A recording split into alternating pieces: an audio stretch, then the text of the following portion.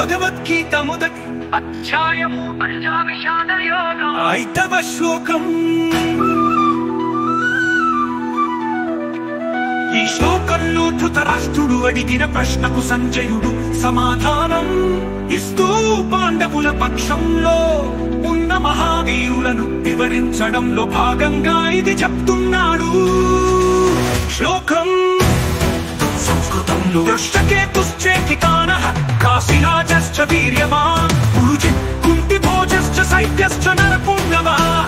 తెలుగు భావార్థం: దుష్టకేతు చికితాన వీరుడైన కాశీరాజు, పురుజిత్ కుంతిభోజుడు మరియు మహాత్ముడైన శైత్యుడు కూడా.